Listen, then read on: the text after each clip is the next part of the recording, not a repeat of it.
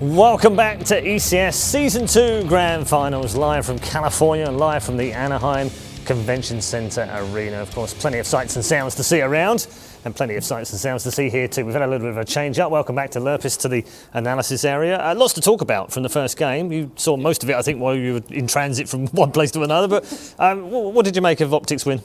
Well, I mean, everybody thought that, well, most people thought that Cloud9 were going to win because they had a really good head-to-head record over Optic, even though Optic won E-League. And honestly, they should have won. In Overpass, when you're up 1-0 in maps, 12-3 a half, and even on Cash, up to 10-5 after the first half, starting down 0-3. I mean, Cloud9 should have been able to close it out, but good resilience from Optic to fight back, even from the big deficit. Yeah, absolutely. Good performance from them. Just a final word on Cloud9, because that's it, they're done. 2016 has come to an end.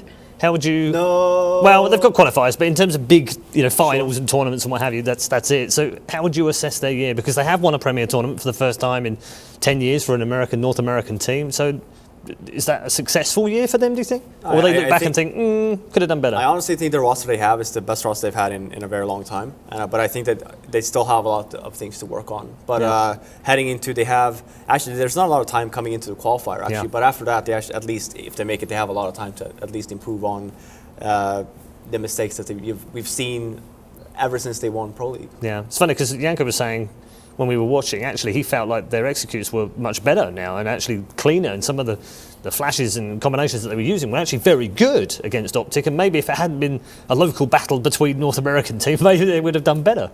No, I mean, Cloud9, like Robin said, they're a good team. They have a good roster. They probably played better here as a team than they played at EPL. The difference is that EPL, everybody was playing great individually, and that's what really carried them to the win there. I think basically for Cloud9 to sum up the year, I think it's what Jason said in the trailer as we were watching, is if you don't qualify for the major, I think you have to blow it up somehow. I'm not sure what you do, and I talked to him about it. He said, I don't even know who you try to go for, who you try to pick up. But like, how do you just continue if you lose the qualifier once again? We're going to turn our attention to Group B in a moment, but let's just wrap up on Group A and show you the bracket and show you exactly what's going on in that particular bracket. FaZe, of course, we're waiting for the winners of that last game. They'll now have the next matchup against Optic, yet another rematch from a couple of weeks ago from the semi-finals at E-League, which went to Optic very crisply and very cleanly last time. We'll find out whether that happens once more as we find out in Group A who joins Astralis in the semi-finals. So that's Group A. It's time to talk about Group B and move on to our next match. It's an all-Brazilian affair, not something we thought we'd see in the bottom half of the brackets down there. No, not at all. And especially not the first round, where we're going to eliminate one of them. No, and I mean, for SK, I mean, it's a given. They had a stand-in. They were not playing great at all. But as for Immortals, they came to play, and it was just a better team yesterday. And I think that this one's going to be somewhat exciting. I mean, if you look at the head-to-head record of these two teams, Immortals is like the little brother, right? Like SK is supposed to be, the best, one of the best Uncle teams in the world. SK. Exactly, yeah. And then now with the addition, or rather with their stand-in Fox, they are looking weak. So this is their Immortals' time to basically, okay, well, maybe we will eliminate SK first. And considering the map pool, I think that if they have to be smarter with their veto. Because the one thing you don't want to let happen for SK is maps that you can have 2 or 3 ops, right? Because that's their game plan. That's why they have Fox. They have another opper along with Fallen and coldzera. Pick maps that's not going to be suitable for him. For example, Overpass. Yeah, we've had a bit of a chinwag before we went back live about maps and so on. We'll get to that obviously very shortly. A little bit of a poor record against SK. What is that, do you think, for Immortals? They've lost the last 4 against them. Generally, their results over the year have been poor against SK. Is it just the whole big brother, uncle thing going on? Is there just too much respect there, perhaps? Or is there a skill gap? What is it? Well, I think it's a bit of a combination of both. And then, obviously, like in a way, Immortals almost is like a farm team for SK, right? I mean, when they make roster changes, that's who they go to. And once the major is said and done and the rosters are unlocked, that's probably where they're going to be looking for a replacement for FNX. So, I mean, that's also something where I think it psychologically probably plays into their mind. But Immortals actually have won a couple games at least against SK online. Granted, obviously online and with a different roster, but at least there's some history there. They know that they're not unbeatable. They're not some kind of gods that, they just can't get to. Yeah, it's very interesting, isn't it? I mean, looking forward beyond ECS and the end of the year and E-League and then what happens in the major and whatever, where do you think it goes? Do you think they might go back to Brazil, find someone new superstar that's been playing matchmaking somewhere or face it and maybe pick out another unknown and make him a world champion? they have obviously done that before with Taco, right? Yeah. Like when he came into play, and it wasn't really up to par in the beginning, but you saw how well he grew into that team. And yeah, granted, he brought in FNX back as well with the massive amounts of experience he has. But Taco was like an unknown figure, right? You didn't really necessarily know how it would play out. Yeah. But I think it would be fun to just leave Immortals as it is. I think that for their sake as well, for the Brazilian team, keep Immortals as it is and try and find someone else. But like Tom was saying here, it's probably bound to happen if you look at the talent that you have in Immortals, and for SK needing another somewhat of a star player, it's where you go. Talking of star players, there's some star power entering the stage right now. The two teams are entering the arena. Fallen's SK and Immortals lining up as they will go head-to-head once again. Both teams, of course, have tasted success here in 2016, both looking for one final Premier title. And SK looking for their first since being crowned majors in the summer. It's been some time for SK Gaming. Immortals, of course, having won through a little bit of confusion. I think they want to shake hands. I just think they were both probably told to go to their booths. So good sportsmanship. Fallen just reminding them that they should be shaking some hands. Good stuff. And plenty of good-natured banter between these two teams. We'll let them get settled, and we'll get into the two teams and talk about them a bit more. Fallen's such a great player this year. I mean, I know he's been voted Player of the Year from different awards and given all these accolades. What do you make of his contribution to Counter-Strike this year? Well, I mean, just beyond all the stuff that he does outside of the server, which is his academy, that kind of stuff. I mean, he's the best operator in the world. I think no question about it. Ever since Guardian sort of fell off the top level of play with his injury. Best operator, probably the best in-game leader if you look at his record and how his team's doing. Obviously, this is a good test for him to see what he does with Fox, not necessarily here because of the limited practice, but by the time of the major, see how well he can fit him into the system. And then obviously, I mean, if you just look at him as a player, he's probably a top 5 player as well, on top of all of that. So, I mean, I think there's probably a case to be made that he's the most valuable player to any team in the world. He's not as good as coldzera overall. Like, if you put everything together, I think coldzera is the #1 draft pick if you started from nothing to build a team, maybe. But he's probably the most valuable. If you take him out, that's how SK suffers the most versus anybody else. We're going to get some more thoughts from both of you in just a moment. First of all, though, let's hear from the men in SK Gaming.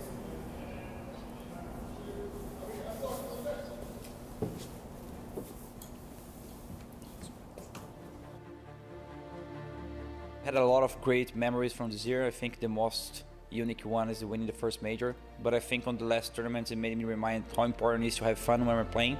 And that's what drives you to really work hard on the time you are supposed to work.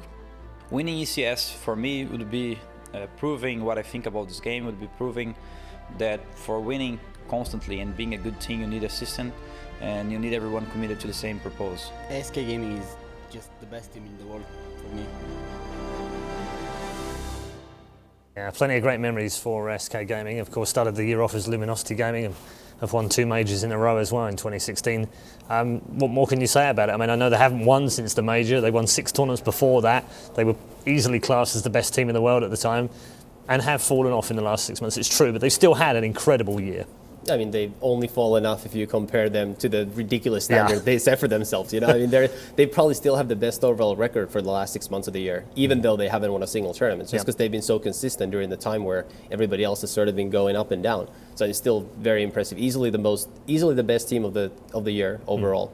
Okay, and we'll move on to Immortals and talk about them. They've had a good year overall. I mean, 3 Premier Tournament wins as well. I think people often overlook that and sometimes say, well, they weren't majors or they weren't big tournaments with lots of prizes, but actually they've done very well this year. Yeah, with the amount of issues that they've had as well in terms of roster changes, difficulties in you had Peacemaker leaving. I think that they're very stable. I mean, if you look at North America as a whole, when you have 2 Brazilian teams coming in and they're basically, I mean, with the fall of Cloud9 as well, you have basically the 2 best teams in North America are Brazilians. Yeah. It just comes to show. And the one thing that's really funny, like in terms of Immortals and also SK, is that they share very similar kind of play styles, right? Because they live right next to each other. They spend every day together. When Immortals was starting to come into the international scene, who do you think helped them out, right? We're talking about Fallen being the academy and being a very valuable player. Yeah, he's a very valuable player for Immortals as well, even though he's not a part of the team, right? Yeah. He's just so much experience there as well that he has basically handed over to Immortals, be like, hey, this is what you can do better.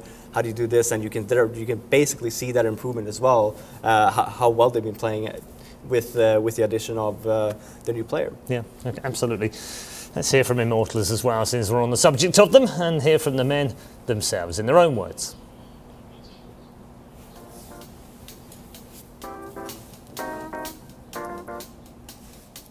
O Immortals é um time unido, um time que busca ser top e é um time agressivo, um time com muita skill. Eu acho que a minha confiança, a cada campeonato eu fui ganhando mais confiança e eu acho que eu aprendi também a união do time. Acho que além de você estar jogando o jogo, você tem que estar unido com o time sempre e o time tem que estar na mesma sintonia, na mesma harmonia e nos mesmos objetivos.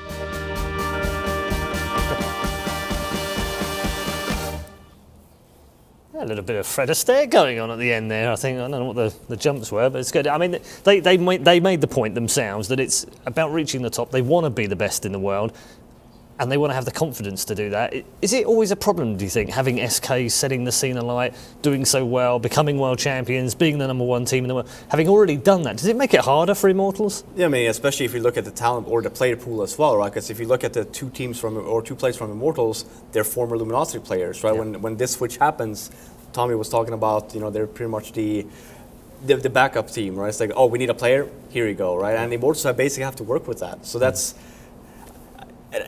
with the amount of people that they have to work with and not taking really any gambles and still coming back now as well, I just think it's very impressive because these are players that wasn't really cut for the best team in the world, which is SK, but they still come into Immortals and they make the best of it, and they're still able to compete. So it's very impressive on their end. Yeah, we don't talk about it often, Tommy, but geographically challenged as well. Being from South America, it's not got the biggest scene. It's Brazil, even in Brazil on its own, it hasn't got the biggest scene either. It's even more impressive to see two big teams come out there and be top 10 in the world, isn't it? No, exactly, and that's probably the biggest help that they ever got from Fallen, because they were the ones who first moved to North America. And you're kidding yourself if you think Immortals just come out of nowhere to move to North America if Fallen's team don't do that first and make it successful, make it worth for the organization. So I mean that was the big move that sort of allowed them to get out of Brazil, which didn't have much of the scene, at least at the time, no real tournaments going on, and sort of allowed them to start developing at a much faster pace in North America. Yeah. Would you like to see more South American teams? Peru? We have one. Luminosity is also here in North America. Yep. Want to see more though from other regions, Uruguay, Argentina, Peru? I would just Chile? love for those areas to just create their own, not necessarily create their own scene, right? You obviously need the backing for it, but when you have so many, I mean, the Brazilian CS:GO scene is quite large, right? If you already have 3 teams already over in North America competing, just know how many teams they have down there still, right? And it's we still haven't really touched upon Asia that much. Yeah. We still have some teams coming in more and more now, but there's so much talent around the world where it's you can't just all expect them to move to North America. That's where everything happens, right? Because it's always the case. It's don't move to Europe. It's always hard to qualify in Europe. Go to North America and you have a chance, right? But at the same time, I mean, we look at the African scene, for instance, in particular South Africa, long way away, even further than Brazil from Europe, are often thrown into European or Middle Eastern kind of mixes and qualify. Very tough for them to do that. Is it not a good idea for maybe one or two of these South African teams to come to Europe, play the better teams, learn how to play against those better teams and learn experience? I mean, Renegades have shown us that it works. Sure. Luminosity showed us that it worked when they made it to America. I mean, it's all about support as well, right? Who would, as an org, would you want to take the gambling to say a South African team with no experience whatsoever and just send them over somewhere and hope that it works, or would you rather go with? It's a little bit different for Immortals, right? Because then you had, like Tom was saying, you had Fallen help them out come over, and he pretty much knew the team. He knew they would be somewhat successful. And Renegades, I mean, best Australian team. They already have something there. They had somewhat of a scene. You need the trailblazers, don't you? You need them to go out and prove the point that it can work. No, I mean, it's just a matter of without a scene regionally to even showcase that actually we do have some talent. Yeah. How to make that climb and maybe spend your own money to fly over to Europe for X amount of time. That's a lot of money, right? So I think overall, I mean, Asia has already begun with Perfect World running CS:GO, and we're gonna have some more tournaments. They've had a chance now as well coming into the majors and the minor qualifiers, and I think it's just a matter of time, right? You still have to have people all around the world creating local tournaments and possibly getting a chance of we want to have a regional for something, right? So you at least have a chance to compete against the Europeans, see where you stand. I don't want to be too punny, Tommy, at this point in the day because it's still early, but it's called Global Offensive. Are you looking forward to the moment it truly is global? African teams, Asian teams, Indian teams. We've got Mongols taking part in the Asian area as well.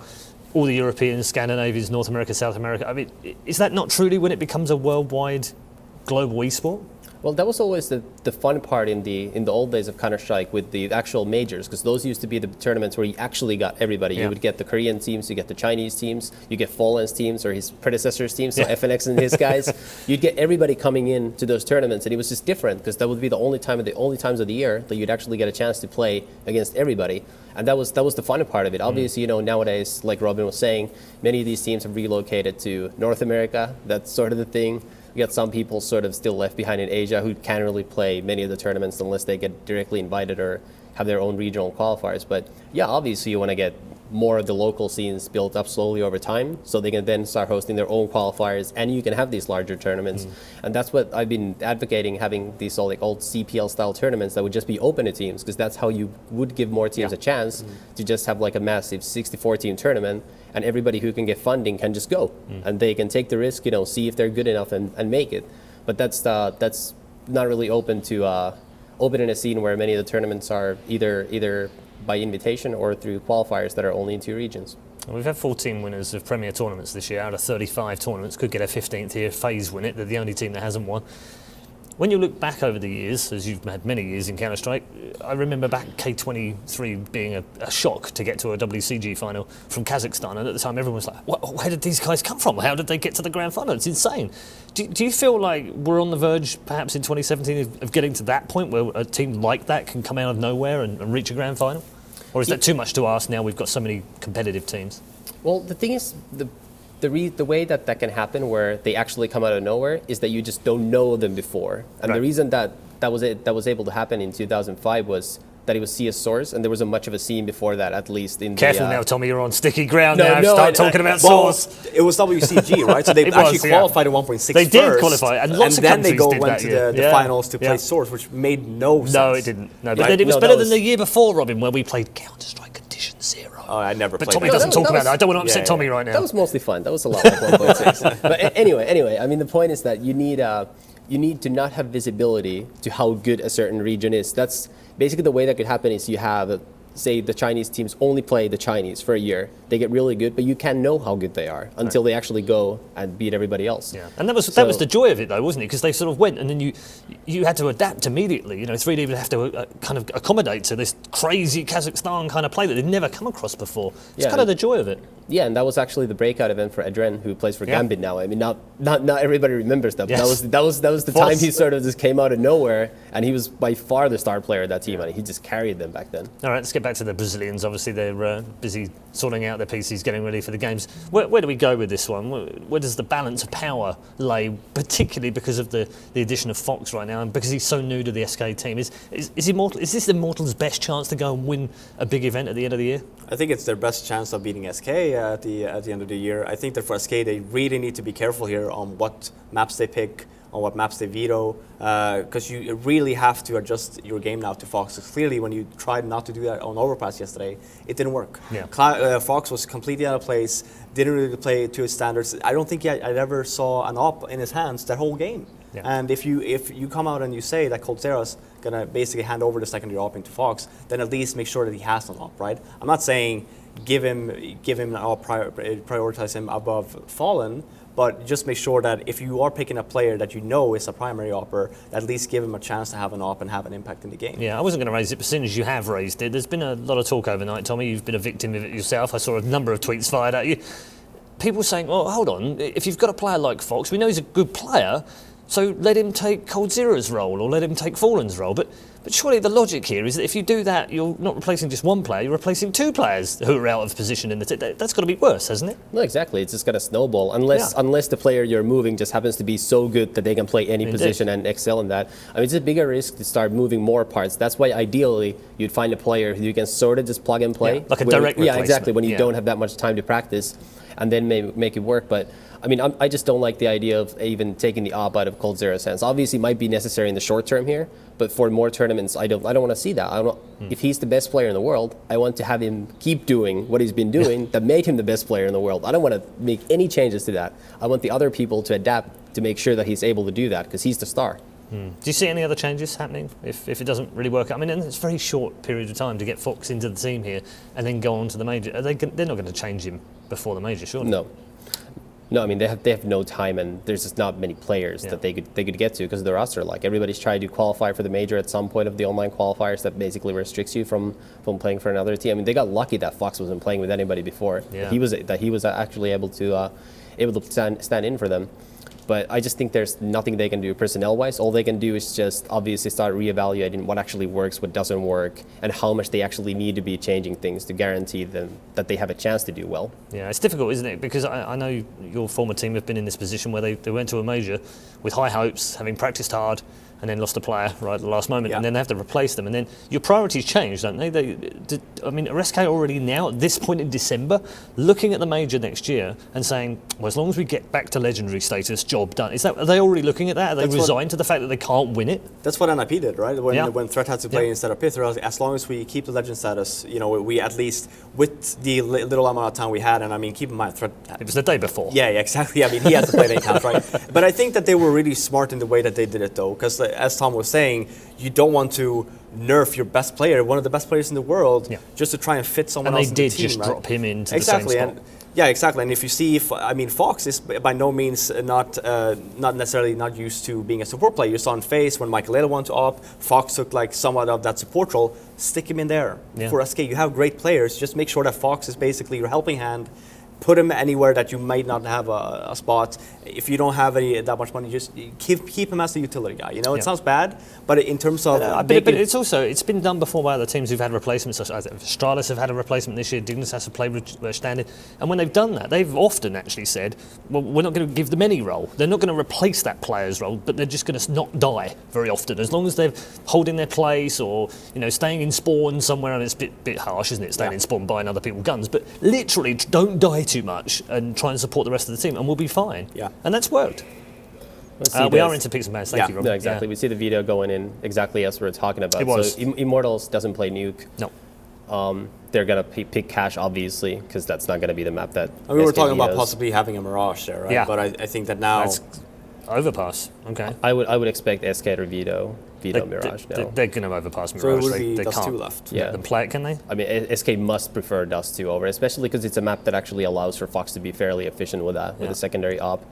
So that's exactly how it goes. Yeah, there's no way they were letting them have a map that they're 7-0 on with the current lineup against SK. So I didn't like this veto for Immortals just because they were the ones getting rid of Overpass. I think SK would have vetoed Overpass if they let it in and vetoed Dust 2 instead. I mean, Immortals isn't a bad team on Dust 2. They lost to Astralis on overtime at Oakland, so they're a solid team on it.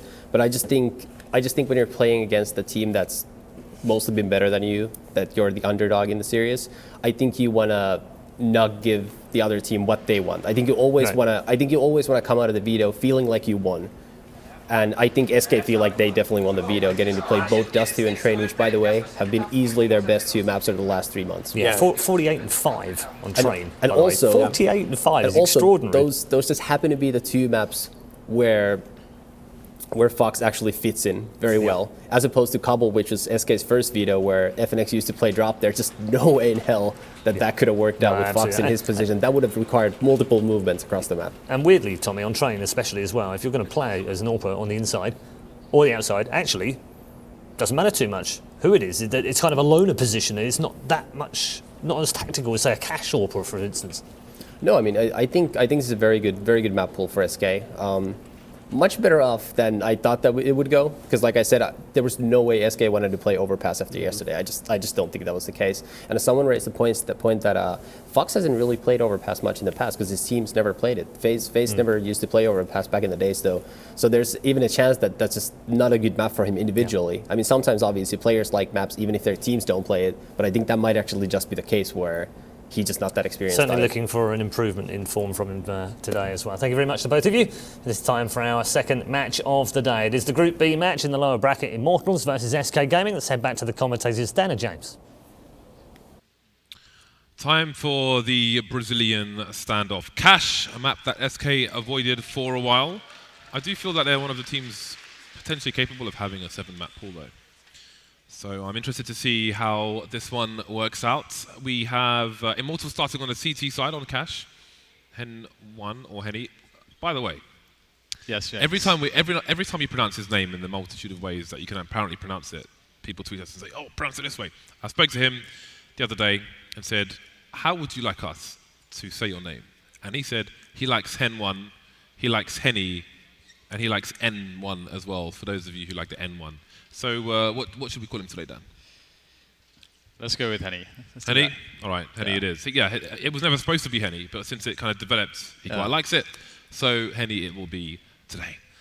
Immortal starting CT side of Cash. They're about to get into it. Diffuse kit onto Henny with 2 flashbangs. And again, on the T side, common story that we've seen today, 2 T players on grenades, falling on the Molotov and the smoke. Not every day you see the Molotov on the T side. Nuke ignored, of course. Pop flash from Immortals into main. Yeah, just a quick information play to see what SK Gaming are up to, but not much is really discovered from that pop flash, except that main so far is clear. But that might be misleading because SK have a lot of players in the vicinity after all, and as you said, it is really cool actually that SK started to put this into their map pool. It's the newest addition after Dust 2, which they put into their map pool in the summer. And now they are truly scary all over the place. Now felps claim that forward position towards A main. He's going to have a lot of traffic coming his way. A couple players thinking about it. Got boltz for help though. SK just toying, just trying to find some information out here. This is very, very slow actually, uncharacteristic to see at this slow pace. But look at this rotation coming in from SK. There are 3 players deep in the A bomb site, and Taco continues to entertain. He's got the champagne out, he's got the barbecue, and those 3 players are holding solidly. Lucas towards sandbags. That leaves Steel alone in a retake position towards the B bomb site. Retake B is going to be the play now for Immortals. Smoke down, Molotov deployed as well. There goes Lucas. Felps will soon follow. Not a good start for Immortals. And he has the kit and the flashbang, so there at least is a kit which will help them time-wise. But how do you get in? The choke points are very severe, very hard to penetrate, and when stuff like that happens, it starts to look a little bit hopeless. SK, a flawless round so far. And he's the last man standing, no Kevlar again for him, so it's going to be tough to stay alive. Gets a kill at least. Oh, a couple kills coming in from Henny. That's very nice. That's going to help him. If he wants to scout next round, now he can afford a scout. He's got a kit though, so he can still try and go for this. Although that time is running down very quickly indeed. Has made himself some money, so at least there is that. So far so good for SK on the T side of Cash. And Henny is a player I'm very much looking forward to. He does not fear anything. He's one of the most aggressive AWPers. He'll put himself in the worst positions imaginable with the AWP because he has the confidence to deliver in those positions. So that's something to look forward to in the future rounds. And speaking of future rounds, I like that he takes all of the money that he earned there to the bank. He's only going to buy a P250 in this round. And so he's the player that's invested the least out of everyone on his team because he's going to be the primary AWPer. And they want that first buy round AWP. And he might be able to get Kevlar too, thanks to these frags that he got. So now SK Gaming just have to run an anti-eco and anti-force buy. They're a team that can do that quite expertly, quite efficiently. So we'll have to look to see how they accomplish that here today against Immortals. SK very quickly up on the boost. Want to make sure the CTs don't get too close to T Warehouse. Obviously the range advantage of the boost is very favourable, but can be quite dangerous as we saw in the previous Cash. It's also cool if you get picked off. Your gun is not really retrievable in most cases as well. And it's working out pretty well for SK. Fox picks up the first one. Spray comes in. It will be a quick kill onto Fox for felps, but the trade is there. And the damage has been done to Steel. Nice flash coming in. That's beautiful work with that flashbang that allows Henny to get a frag. More money goes to Henny, which is always good.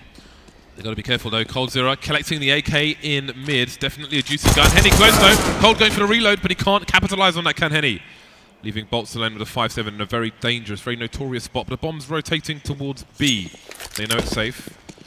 There's maybe a UMP for boltz to collect, but he might even be favoured off just continuing with the 5-7. He's got his full armor as well, so he'll try to collect what he can, but he's probably going to try and hold on to whatever he can find. He can throw the UMP to a teammate if there is one to collect in mid, and use the 5-7. Unless that happens, taken down from the back. It's a nice start for SK. I'm just looking forward to, when we get the buy rounds rolling in. This one should be a formality. I wonder if the SK will go with fast pace in this round. They've got Mac 10 on... Oh, they did have a Mac 10. They're going to keep that going. I have to see if they're going to hang on to that. It's on the floor somewhere. Mac 10, I think. I'm sure it'll be collected. There we go. Cold on the Mac 10. So that's going to be a lot of fun for him. He can be the expendable guy, get the information for the team as well. And speaking of which, First going to find a lot of players in the middle right now. Nice spray down coming in. And again, the vantage point of the boost here for Fox should work out quite well. Taps come in confident, slow, and deliberate. It's Fox for the first 2 frags from the boost position. And that just leaves Henny. So we're soon out of this round, James. Which is good. I want to see Ops. Fox, the anti-eco god. But indeed, what will be the play of SK in this round? coldzera will probably want to upgrade his Mac 10 unless he's heading towards B or Squeaky with it. So there's a reasonable chance that they might have an AWP in this round. AWP's more favoured on the CT side on this particular map. So will they run 2 AWPs at some point on the T side? I'd say it's unlikely, but you can never count it up. 5 AKs to begin things. And maybe if SK are successful, they can take the AWP of Henny, moving over towards the B bomb site. Starting off passively though. Again, you can go for those forward spawns. Oh, that's something I've missed. Something I've missed is Fox on the CT side. Going for those plays towards the bomb site. I would love to see that later on. But for now, it's Immortals CT side. This is a big round for them. Good opportunity to get their first round on the board. Not much in the name of grenades, as you often find when the CT is forced by on the second round and fail on this map. coldzera smashing over towards Sunroom. CT is unable to trade. A big play coming in. Oh, nicely done by Steel. Finding Cold through the smoke there to equalize. A very needed equalizing kill, but SK Gaming, they have the full brunt of the attack of their power. It's about to reach the B-bomb site. Do have some counter grenades though. And that's going to slow them down a little bit, but Immortals are not over rotating by any means. They have Felps in a forward position that gives them extra info towards A. Right now they're not feeling the A. But boltz in the middle, he's going to spot something contrast to what they thought, which was originally that it would be a B push. It still can be. But SK have lost 1 man in going for this rotation. Yeah, I think they're trying to draw CTs away from the B-bomb site. And they've done a good job. boltz has made his way towards A, so there are 2 now on the B-bomb site. But indeed, time is not with SK. Fur's very far back, so it's barely even a split into the B-bomb side. They're just charging in from Checkers. Still with off angle, spots players, but he can't win the duel. Leaving Hen1 to pop, just take pot shots. Look, Bombs has fallen to his feet, and the smoke's disappearing. That needs to get planted fast, fallen down. Pacheco and Fur remain. Yeah, that frag could make all the difference here. Fur in a great angle, is going to spot just ahead of boltz there, as boltz makes his way forwards, and he is available now. Fur picks him up. Such good work there, finding Felps as well, leaving things to Henny, but Henny delivers 3 kills for him in this round with a very cheeky smoke frag as well. Plenty of time for the defuse. What a round from Henny. That is awesome to see. When Henny gets a good start to a series, they are often a very good series, from his perspective at the very least. Yeah. He makes plays confident to the point of arrogance, and when he starts off like that, that's very dangerous if you are the opponent. That's such a lovely snap. So quick against an AK, a strafing AK player as well, to react so quickly like that. Look at how fast that is. God. That's mental. So, they win the first buy round, do Immortals, but how much more can they do? Henny has a pretty bad spawn, so I don't expect to see any huge aggression towards the B bomb site, should that be where he's headed. 3 UMPs for Immortals. This is going to work out for them. They're up against 4 AKs, and now Fallen is on the AWP. Fast play in, Fur's there for support, 2-man spray down. That could be Immortals shut down already. Yeah, that's a tough situation now. And SK, they're one of the best teams in the world at playing the advantage, the man advantage on the T side. Henny has to go absolutely insane once again to bring this together for his team. Oh my god, again! How does Henny do this already? Whittling the numbers down slightly, ever so slightly. A 3 versus 4 disadvantage still, though, for Immortals. SK with time to play. No one in mid for the CT side just yet. coldzera has ventured into that region. And if his team go towards B, he can just hold that angle and pick off players moving towards the vent, rotating from the A site. But Steel's position is strong. He's the only person, though, towards B. He has nobody to play off of, and that is less than ideal, to say the least. 3 Ts moving towards B now. See the passive angle from Henny. Steals in He's in an interesting position for a retake, but he might have to just completely give up. The bomb site here, 1-for-1 trade is not going to work out. The man advantage retains with SK, but they're very heavily tagged. Oh man, and he comes in to deliver. He delivers a headshot and also delay. The bomb goes down onto the bomb site. Someone else has to cross to get that bomb implanted. Fallen is looking for Henny. All the while, Cold goes for the flank, and Cold really is the man to seal the deal in this round with this flank. If he can make it work. Looks like the CTs are not suspecting. It should be a free kill, and that's exactly what it is. However, boltz is on the bomb right now. He has a kit. He can just go for it. There's no time for Cold to get into position, surely. Oh, boltz comes off the bomb. He doesn't know. And Cold has to go for this now. Wasting time. Still lots of time on the bomb, and Cold gets the headshot. Oh my god, that was insane. If only he knew. He couldn't expect Cold to back off in that position, so that's unfortunate for Immortals, and that's going to put them into poverty status, 2,000 and below for the CT side, and that turns their start into a horrible one. SK with a good opportunity to go to 6 or 7-1 here. Who is this guy, James? This Henny guy? Yeah, Henny is pretty mental, but one thing we spoke about with Fox obviously being primarily an AWPer is that you can't replace Fall in a style of AWPing, so I'm not surprised that he is the first AWPer on the team at the moment. And Fox is on the rifle. So again, anti-eco territory for Immortals, fast onto the boost position, leaving Fox up there while the rest of the team do what they normally do. He's going to have his bell run. Got to be careful now, doesn't want that AK to fall into enemy territory. Speaking of which, you had Lucas there ready and waiting for that AK to fall. But it's a clean anti-eco round for SK. Very clean indeed, and that's one thing that Greer is doing. It is a little bit sad that these rounds kind of fell apart for Immortals when Henny was on the AWP because he had such high impact, but SK Gaming very good at developing the early round to the mid rounds. They're one of the best teams. I mean, they're still one of the best teams, straight up, strategically and tactically, so that's to be expected. There's a lot to be learned from watching them.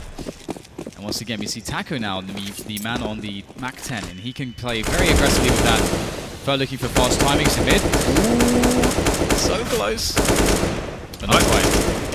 I like that flashbang from Fallen. That's something that Chris J used to do for Mouse Sports.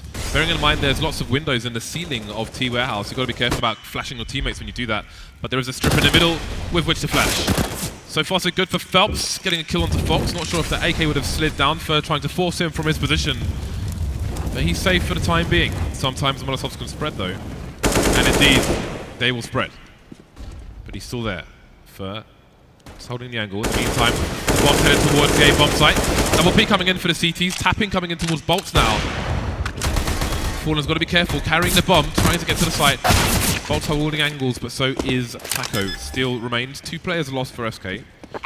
Considering they didn't lose a single one last round, it's not terrible, but see if Immortals can do any more. Still looking for meat shots and also looking for trade fraggers on a potential flank, and he's right. Taco's on the way. Yeah, Legal is often an awesome tool for the job there to get an extra, squeeze out an extra frag, but not to be this time. 6-1, SK starting to sprint ahead with quite the lead. And Fallen on that AWP, as you say, even though he's got no kills at the moment, actually Fer has 12. Fallen is just so good at playing dynamically. One of the best, perhaps the best dynamic AWPer in the world. Can go very aggressive, can play very passively. Very clutch, so it's good to see that they didn't shake things up too much in that respect. I think I would have been a bit sad to see Fallen off of an AWP, to be honest. Now, we have a fast movement into B storage here from SK Gaming. Fallen looking for the timing there. Unable to find it though. Still be there playing passively.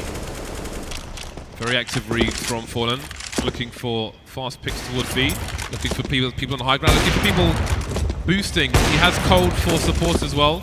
Always nice to have support for your sniper with a rifle. Taco looking for any squeaky pushes. Normal early stuff from the T side on cash.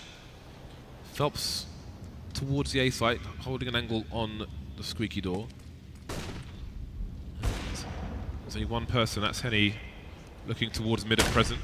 The numbers for SK towards the B bomb site, no split required.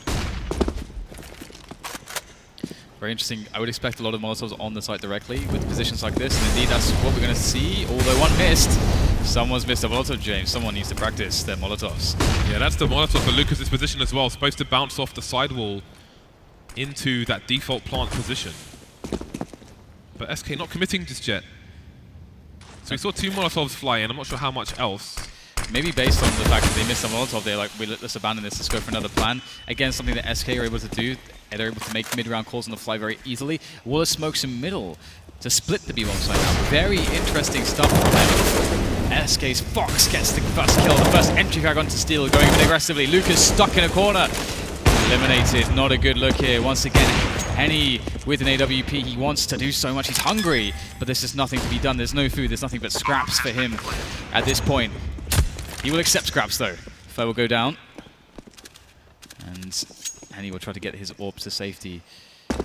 I like the idea though from SK, because it may not even have been that they, upon failing the Molotov, they decided to kind of alter things a little bit. It could have been that they wanted to try to draw a slight rotation so that when they go for the wall of smokes in mid, they have the ability to actually get picks in mid as well at the same time. Yeah, 2 more. I don't know how many other grenades they threw apart from those 2 mollies, but maybe a double. I think there was 3 mollies actually. 3 mollies. Yeah. Okay. Yeah. 1 in checkers as well. I love that jump from Fallen. That was quite funny. It's often players.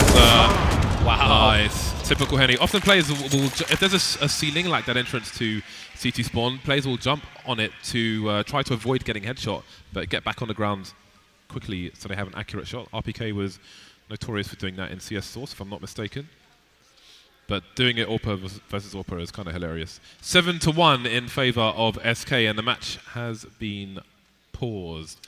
One can only assume it's a tactical pause from Immortals. This is a disastrous start to their CT side. Unpause has been called. They have the AWP, and I think Henny's...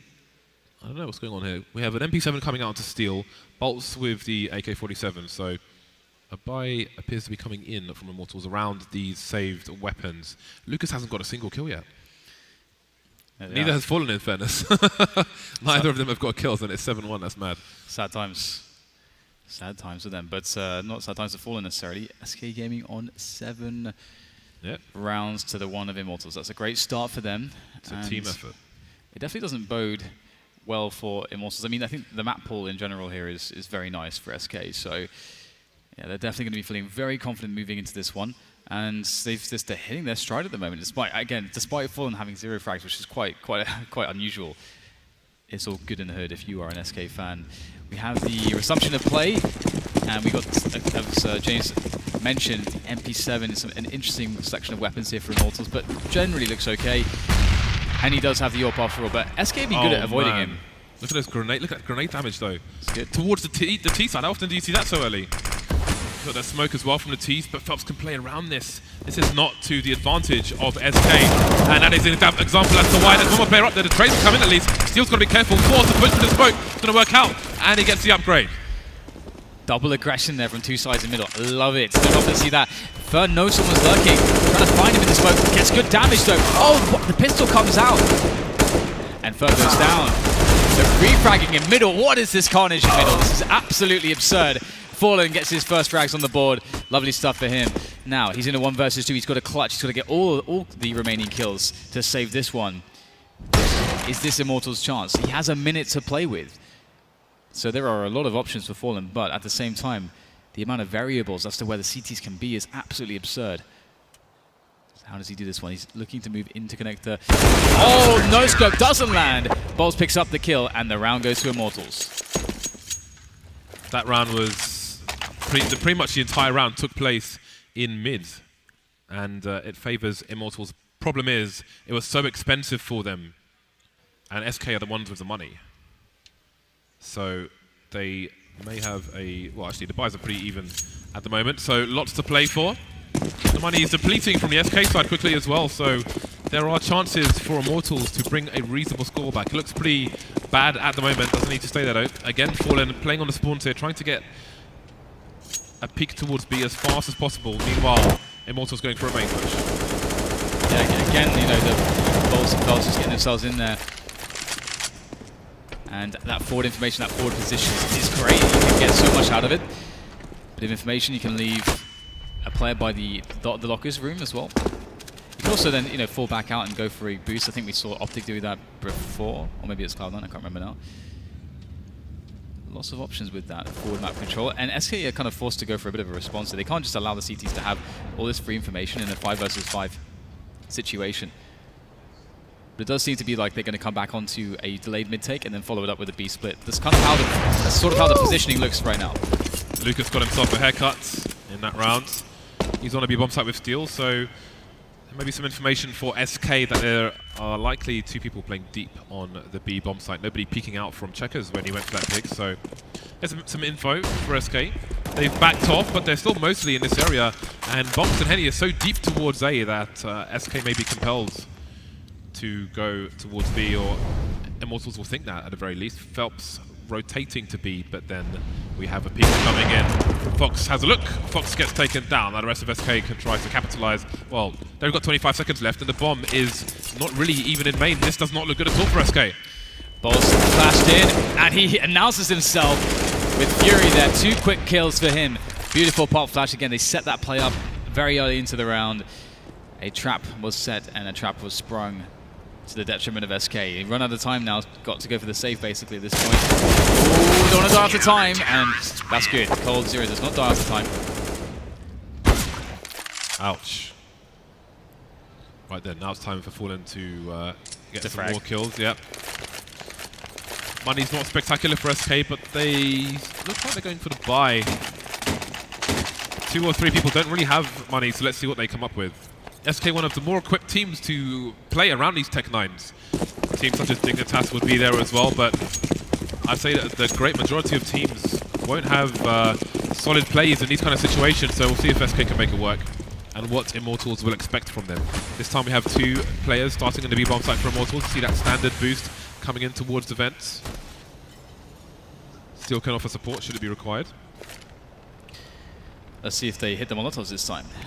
Let's see if there is improvements. Molotov placements. Okay, Checkers Molotov, that was there before as well. Now the 2 site Molotovs, I think we would expect. Actually, they're just going to run it. They saved 3 Molotovs, and they haven't really truly announced themselves. The rotation is starting to come in from Immortals, but the frags, are they going to be coming in as well? Lucas tries to get himself some work done on the spray down. He's successful. Bardolph comes in a very, very quick rotation time through the vents for a frag, and now it's the 2 versus 2, so a real opportunity here for SK Gaming, but the bomb is in a really awkward place. Lower area's been re-smoked, the pop flash comes in, and now they know where Henny is. I think boltz has been spraying through the smoke as well. The bomb still needs to be collected though.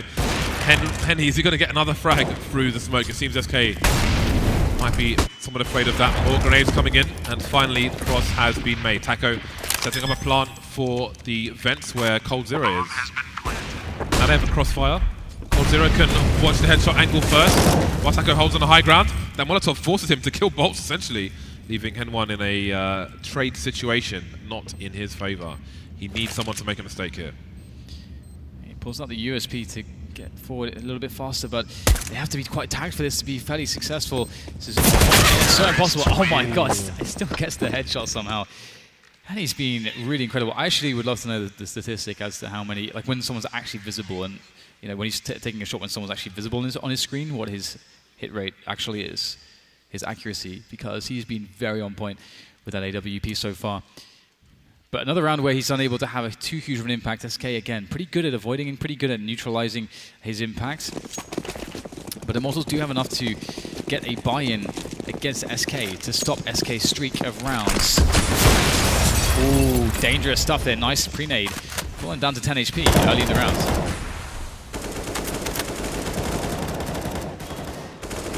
Holding angles just in case somebody gets a bit cheeky. Lucas close to the smoke, but he's not going to overextend for the time being.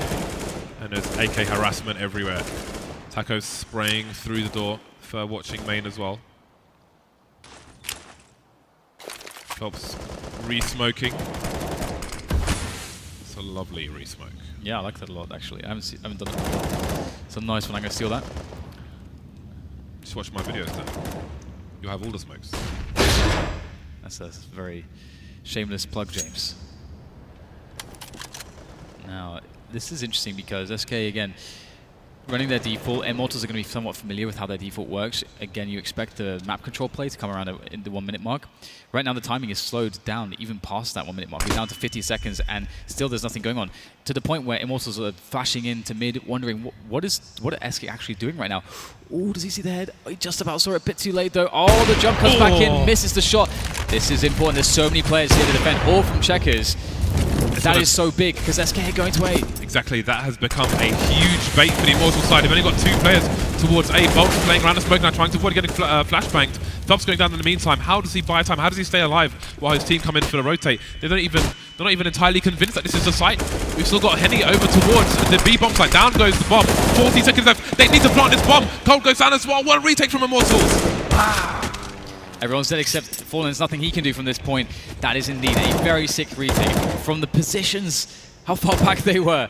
That was a good round from SK. I have no idea how they managed to make that work. Immortals, they somehow do it, and they bring themselves to 4 rounds against the 8s. SK are still towering above them in their advantage, but this play from boltz was phenomenal.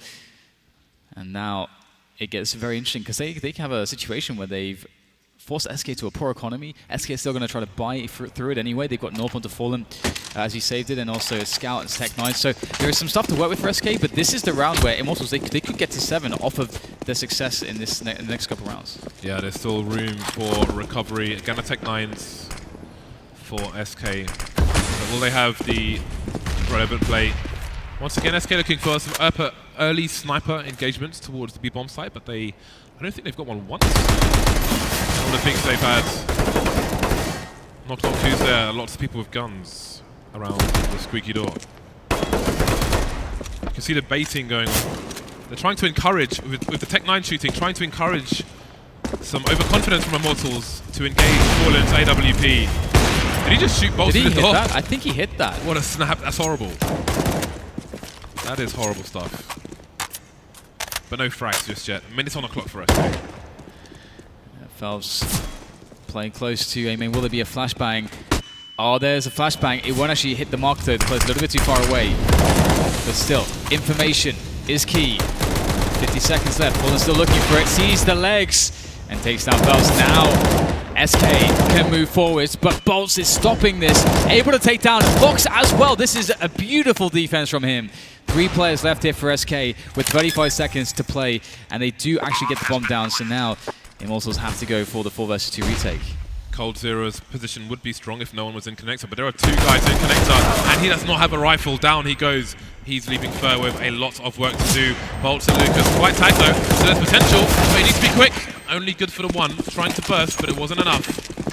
Immortals move to 5. Looking at the money on the SK side, their lost bonus isn't spectacular, but they've got that bomb bonus at the very least. Double bro fist is awesome.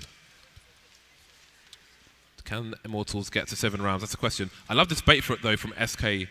Fallen waiting there while his teammate just spams a Tech 9. Very nice play, but they could not lure anybody into the trap. So Immortals, can they stay strong? Can they stay strong against what is going to be a train of Tech 9s? We have a Molotov, we've got a bunch of smokes, a couple flashbangs, every grenade for purpose. Let's see the set pieces being thrown in by SK, and SK again a team that has all the set pieces in the book. They've got no one in main though. It's a very long rotation to capitalize on these, which means the CTs have got time for counter flashes. We'll see if any come in. Not all the grenades in the world for the CT side, and they're being forced to waste them while SK simply wait for these nades to come in, and now it's their turn to push the nade through. No flash though for boltz, and he can just kill these players for free through the smoke. Just 1 kill though. Henry with a lovely snap there. Able to get it done, and so will steal. Very, very good stuff there again from Immortals. Just holding it down as they should do, giving up the space, hitting the shots. I mean, there was opportunity though, missed out by SK, but that's okay. They've already got 8 rounds, they're not going to feel too horrendous about this. And now they have the AKs, but how many grenades are they going to have? I don't think they're going to have too many, so that means they're going to have to play a fairly swift round. I only see 2 flashbangs. Only see 2 flashbangs. Not a single smoke grenade. How do you play without smoke grenades, James? We're about to find out then. We are about to find out. Immortals starting with a 2-1-2 setup.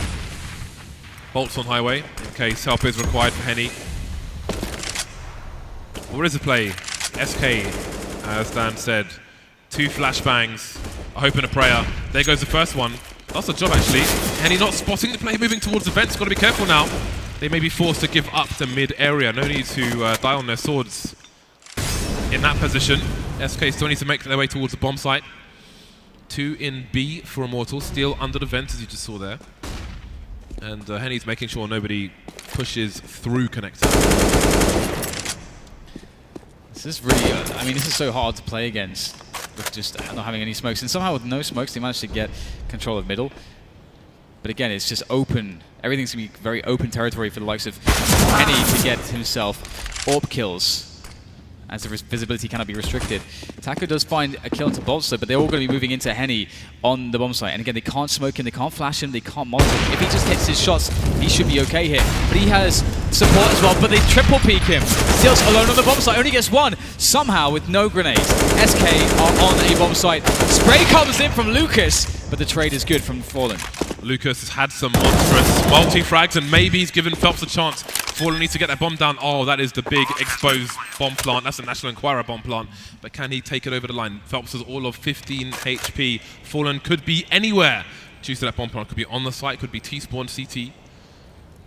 Anywhere he fancies. Once Felps sees the position of that bomb, his heart is going to sink.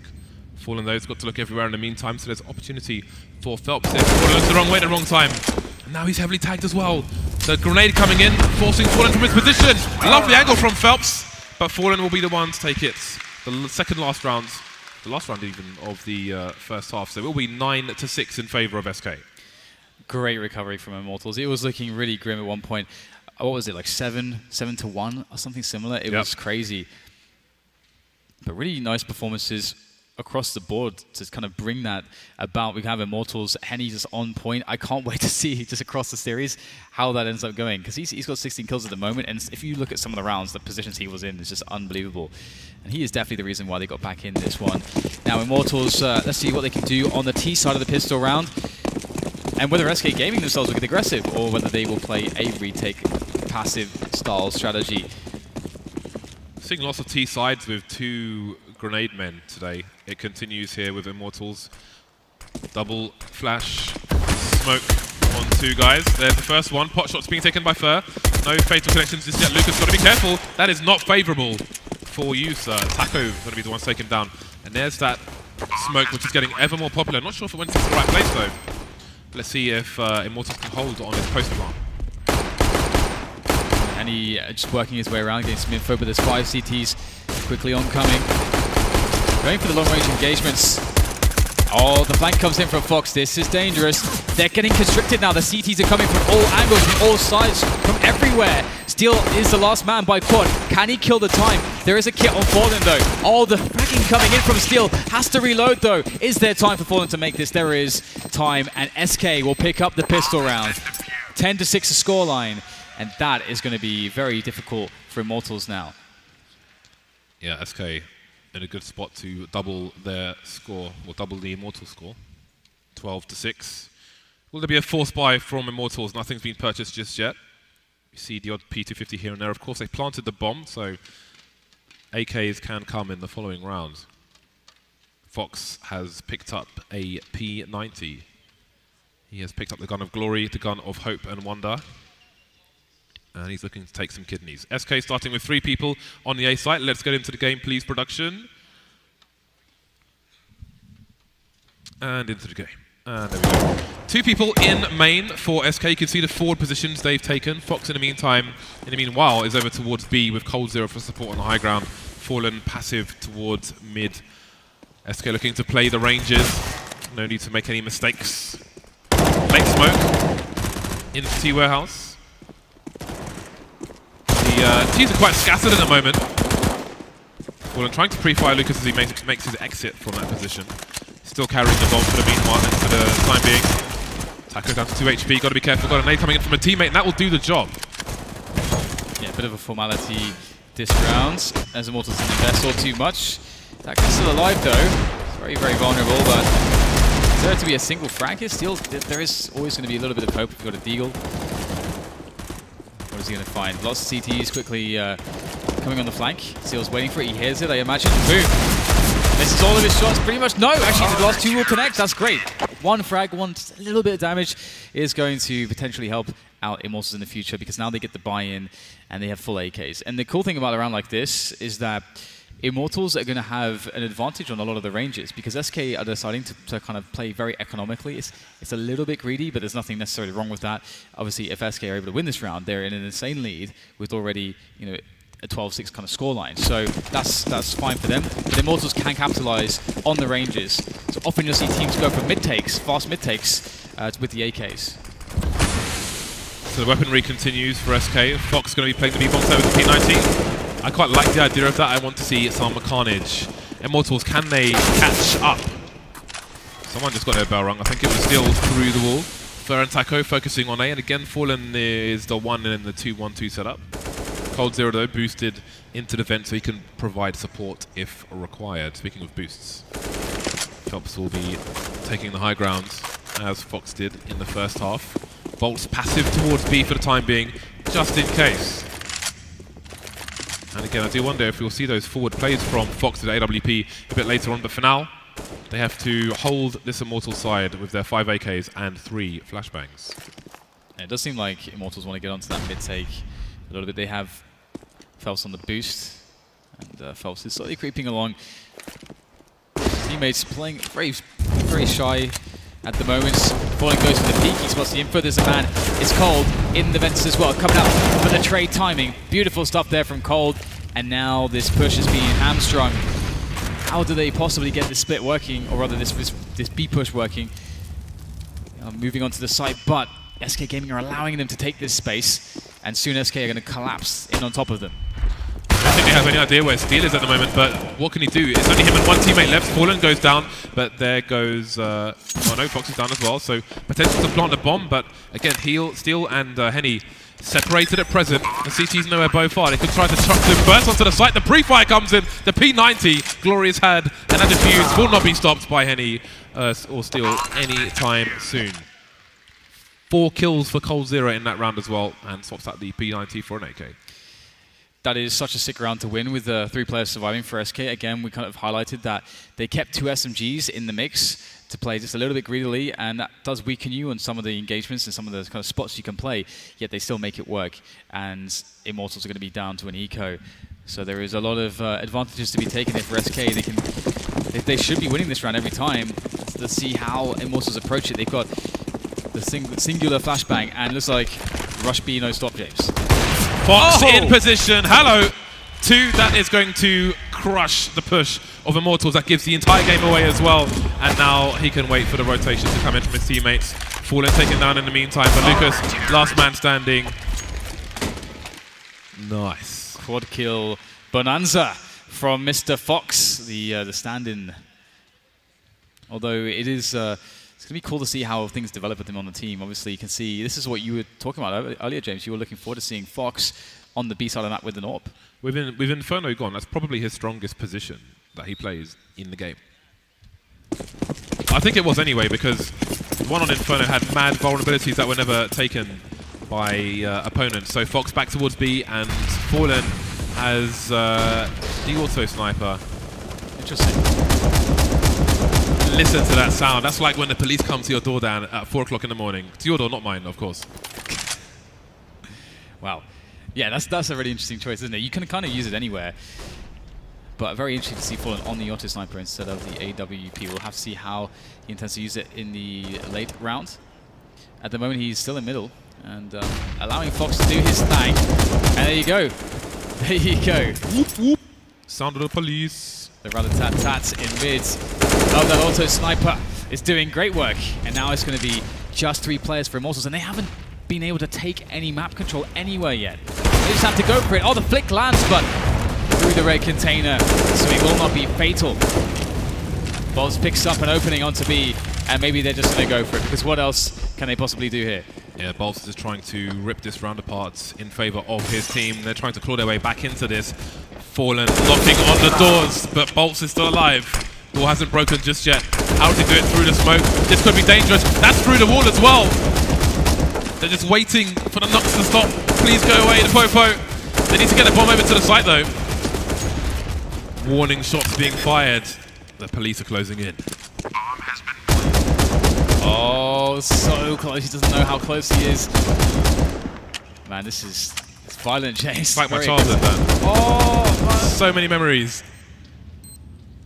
Okay, a lot of time has gone on the bomb now. SK need to make their move.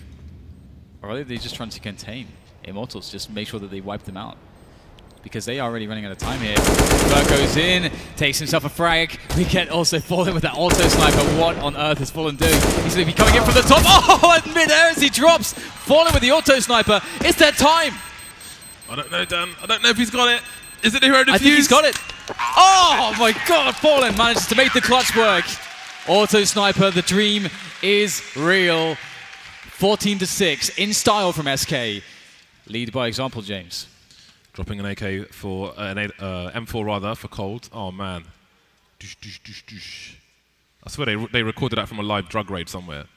It sounds so authentic. Fox back on the AWP after losing it in the previous round. He's got a good spawn as well, so we might see a pick play from him once again towards B bomb site. coldzera in for support. 14-6. SK not far away from victory.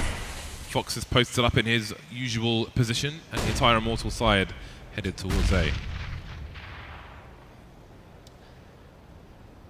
A slow creep. The contact play. An explosive reality here for the SK side on the A bomb site. Just every single player from Immortals just filing in there. But still, good damage has been done. It's going to be hard to get the bomb planted here. Good flashes coming in, but a lot of damage has already been sustained.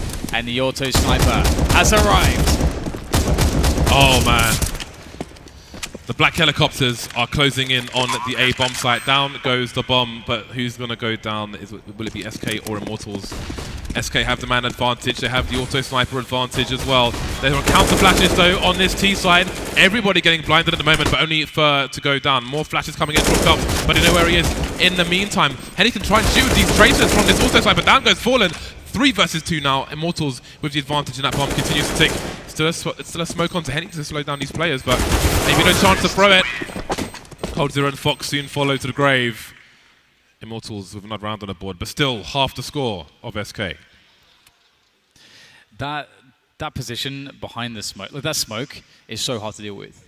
That guy with the stop snipering guy, he's like the guy in deathmatch who whines when you're practicing, or please stop sniping, man, you guys are lame.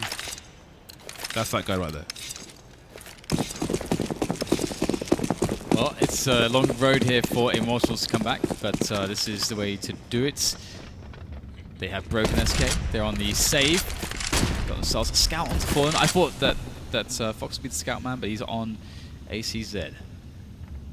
Playing a position that he would often have his rifling teammates support him from on previous teams.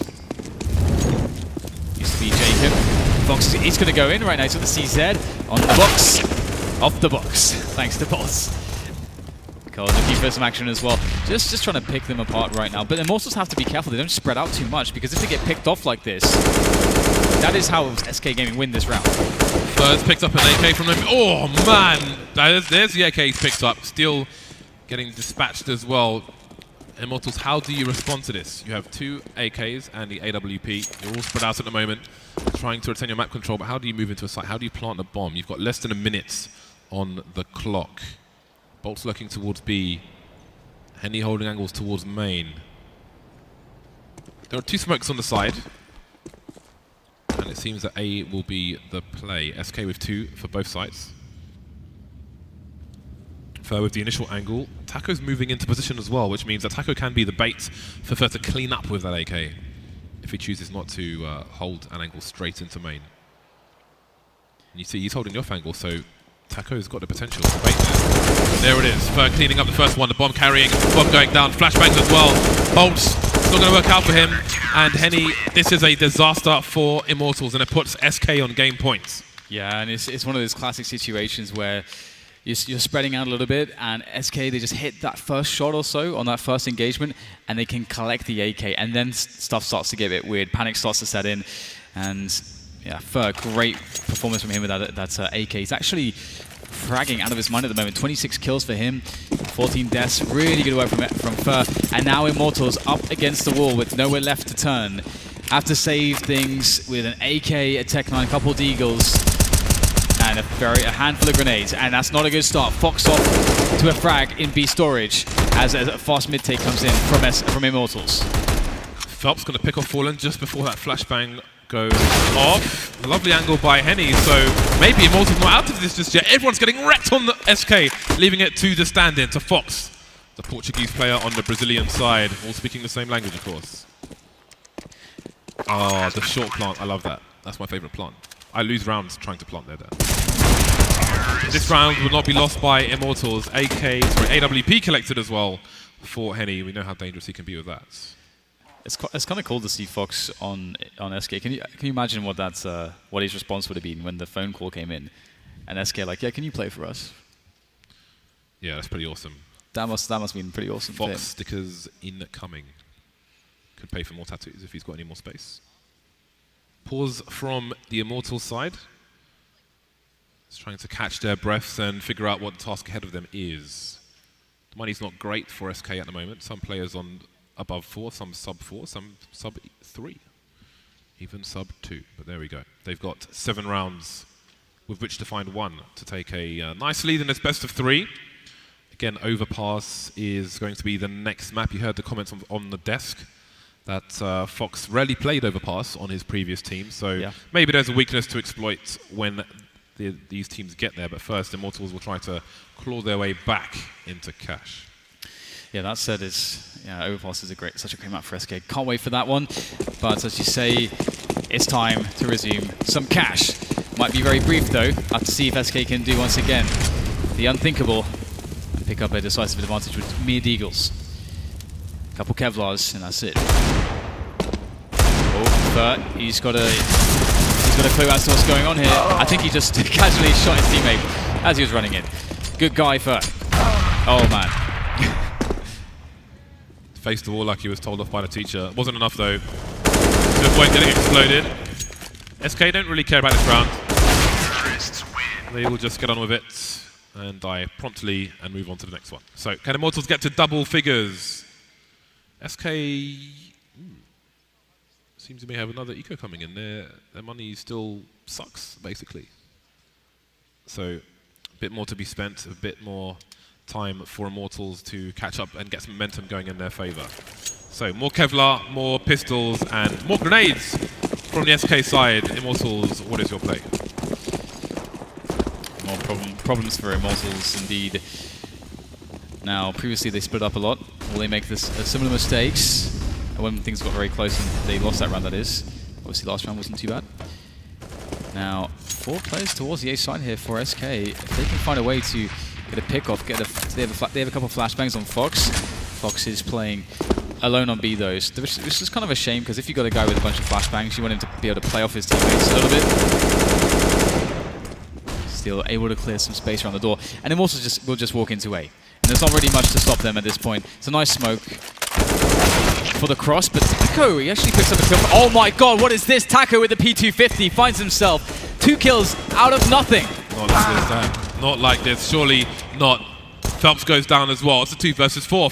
Once again has got an AK-47, and that does not bode well for his opponents. Falling on the high ground. So many targets still in the middle of the door. coldzera will spray him down, and the flying Fallen will finish things off there. So indeed, Dan, it is the mere pistols here and there that allow SK to take the first map. And that just shows you how incredibly scary they are. From an individual perspective, they are always to be feared, and if you show any weakness, if you show any edge, they're a team that can pounce on that, even though they have a stand-in. And we got glimpses into how they're using Fox here today on Cash, and again, Cash, a map that is the newest one in the map pool of SK Gaming, so it's quite cool to see how incredibly confident and how well versed they are on this map still. Solid stuff from SK on the first map. 9 rounds for Immortals, almost made it to 10, but again, SK just won the match with pistols essentially the last round, but there was another round as well where they kind of cut off the Immortals comeback. So solid stuff from them. The second map is going to be Overpass. What are your expectations? You were mentioning that SK are quite strong on that normally. Absolutely. I mean, it's forever they were the best. They have been the best team probably overall on Overpass. They just have such good players for it. Having Fallen in Cold, 2 incredible snipers who are also very good at rifling, especially Cold. lends itself very well to the map. But also the structure. It's a very complex map in how you want to take map control, how you want to build plays, and also how you do mid-round calling. On CT side and T side, there's so much you can do on it. It's one of the reasons why SK is so good, is because they have such a good structural understanding of Counter-Strike because of Fallen and his system. However, his system has a change. There's the Fox inside the system now, so how he pans into things is hard to say. Yeah, and he did make his way quickly over towards the SK house. Has it paid off for this particular map? We will find out after the break.